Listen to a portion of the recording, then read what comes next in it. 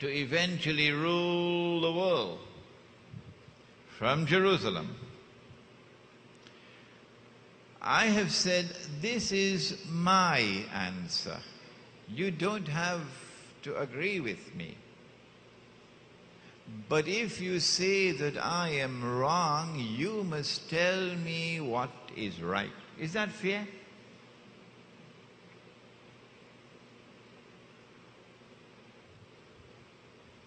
Britain became the first ruling state of the modern world after the Jewish-Christian alliance was established in Europe and modern Western civilization was born.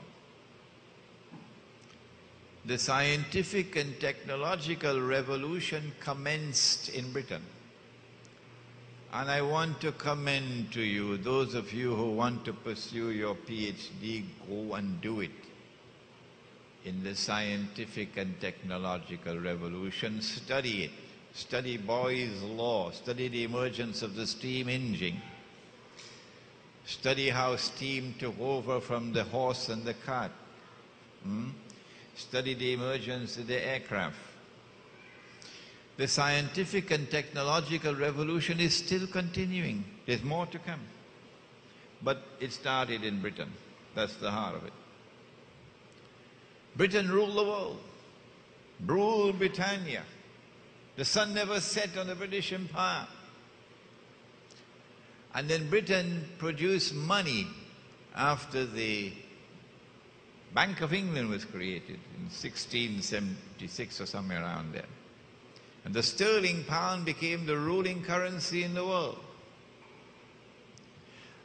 And then Britain showed a mysterious, inexplicable relationship with the Holy Land, which cannot be explained by normal tools of political analysis. I argue that only Muhammad alayhi salatu wasalam could explain it. And then there is the Balfour Declaration.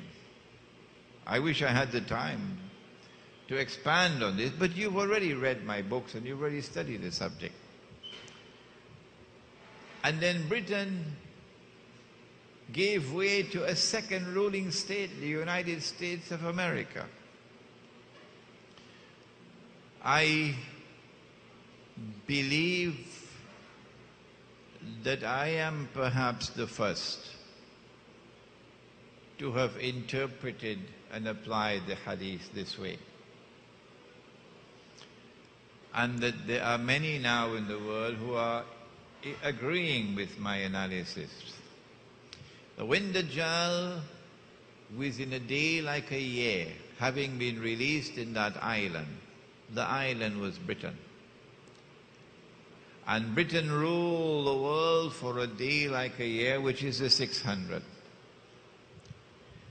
And when Britain gave way to the United States, and when you listen to my lecture on Dajjal, we have the DVD there, you get evidence from me. I don't have the time to repeat it now. The United States became the second ruling state in the world, and the US dollar replaced the British pound. And the United States maintains a sinister, mysterious relationship with the Holy Land and with Israel. And I say that this is a day like a week. And that the United States will not remain as the ruling state in the world indefinitely. Rather, the United States will rule the world for a much shorter period of time than Britain. Where does Imran Hosein get that knowledge from? Where? Who taught him that? It's not taught in any of the schools of diplomacy. No political scientist in the world speaks like this. Who is he? I am simply interpreting words spoken in Arabia 1400 years ago by a man who could not read and could not write. It is Muhammad alayhi salatu wasalam who is explaining. And when the United States is to give way to a third and a last ruling state in the world, then the US dollar will no longer survive as the ruling currency in the world. 15 years ago, and for the last 15 years I've been saying this. And those here in Trinidad will bear evidence if they've heard my lectures. Yes, Imran was saying this, the US dollar is going to collapse. And nobody else was saying it. It's now happening.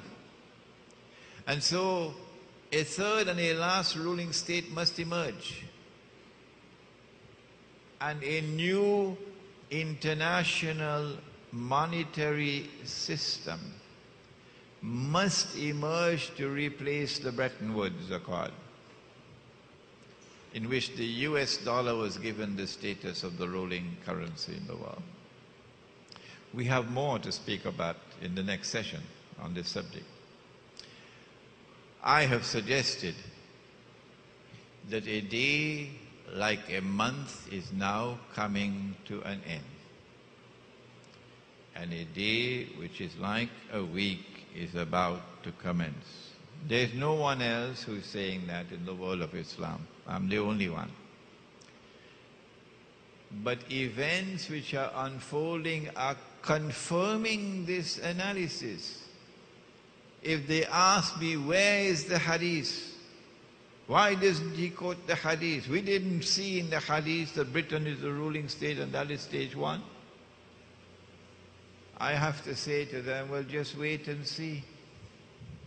Events which are unfolding are confirming the validity of this hadith, so I don't have to bother with your criticisms. In order for Britain to become the ruling state in the world, in order for the United States to become the ruling state in the world, and in order for Israel to become the ruling state in the world, and then for Dajjal to emerge and declare, I am the Messiah, they had to wield a formidable weapon. A terrible weapon they had to wield to achieve this. And that weapon is riba. It is not by accident that the very last revelation to come down in the Quran came down after the farewell pilgrimage, after the farewell sermon. Allah sent down, Al-Yawm Akmaltu lakum deenakum wa atmamtu alaykum ni'mati wa raditu lakum al-Islam deena. This day have I completed my favor unto you. This day have I perfected your religion for you. And then they returned to Medina. And on the authority of Abdullah ibn Abbas, radiyallahu ta'ala anhuma, in the hadith recorded in Sahih Bukhari, the last revelation to come down was a revelation on riba in Surah Al-Baqarah. And in that revelation, Allah subhanahu wa ta'ala declared war. If you do not give up what remains of your demand for riba, فَإِن لَمْ تَفْعَلُوا فَأَذَنُوا بِحَرْبٍ مِّنَ اللَّهِ وَرَسُولِهِ, then take notice of a declaration of war from Allah and His Messenger. In the next session, it's going to be interesting for you. Why has Allah prohibited riba? What is riba?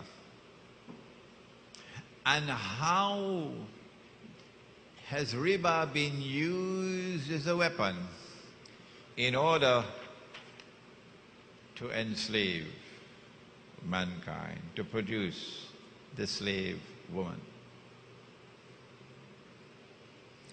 Not only has Allah subhanahu wa ta'ala chosen riba as the last revelation in the Quran, and that is not by accident.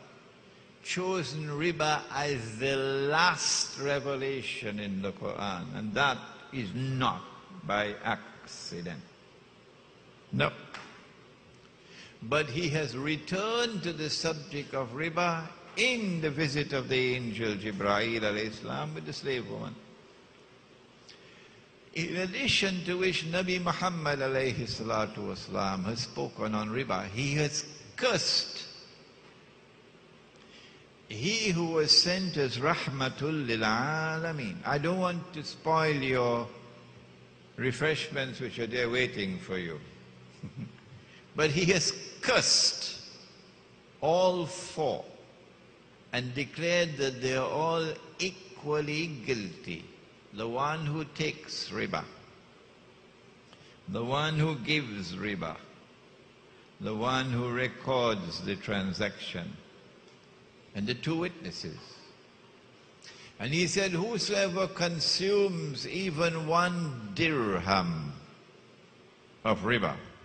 Not only did the Prophet ﷺ curse all four, but he also declared that whosoever consumes even 1 dirham of riba, and I want you to hold on to that word, dirham. It is equivalent to committing adultery 36 times. That riba is the